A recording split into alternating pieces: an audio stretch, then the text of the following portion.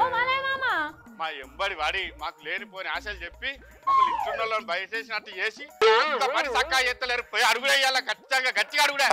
వామ్మో మా మామ ఎవల మీదకు లొలికి పోతాను కదా. ఓ మామ ఎవల మీదకే లొలికి పోతాను.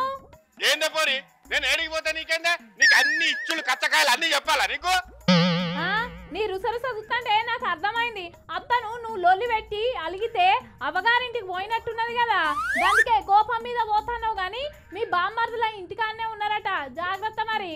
మా బామ్మారలు ఉంటేంది వాళ్ళకన్నా నాకు భయమా? మంచం కోడు కూడా వీకి ఒక్కొక్కరిని ఇంటి చుట్టూ తిరుక్కుంటా ఉరికిచ్చి కొడతా. నా పెళ్ళైనాక 6 నెలలకే ఒక్కొక్కరిని ఈపు సాఫ్ చేసిన గందుకే నేనంటే వాళ్ళకు లాగులు దడతాయి.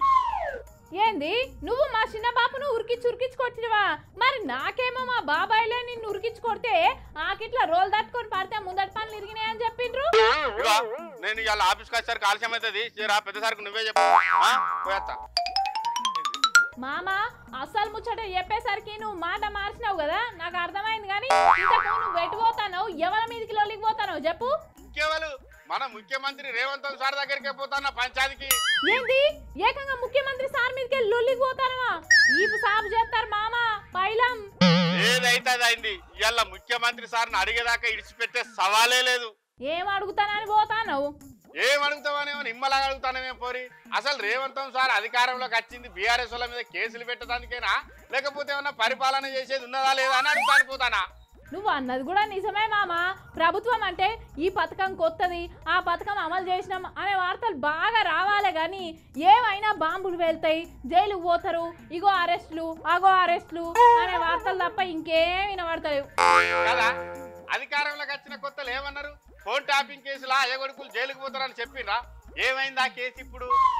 జన్వాడ ఫామ్ హౌస్ కేసు అయితే జాడకే లేదా? ఏకంగా కాళేశ్వరం ప్రాజెక్ట్ లా 1,00,000 కోట్ల అవినీతి జరిగిందని రాహుల్ సార్ ఢిల్లీలోకి వెళ్ళి వచ్చి చెప్పిండు. ఆ కేసు చూస్తాయి. అవునే మామ, కేటీఆర్ మీద ఆరోపణలు చేసిండ్రని ఓ మహిళా మంత్రిని అయితే కోర్టు మొట్టికాయలు కూడా వేసే కదా.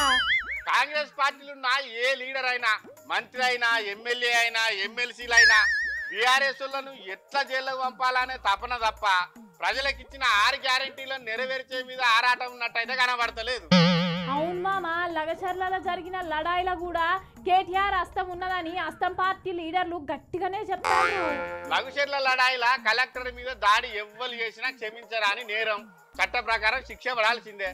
అయినాక కేసులో పట్నం నరేందర్ రెడ్డిని అరెస్ట్ చేయనేసేసే కేటీఆర్ ఏమంటాడు?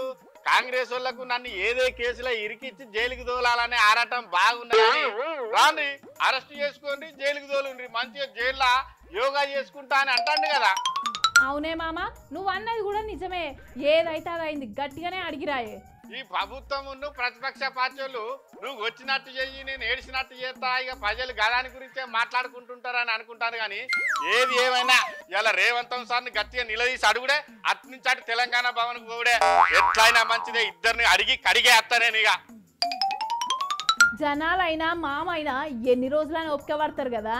మరి మా మామ కోపం వచ్చుట్లా తప్పే లేదు.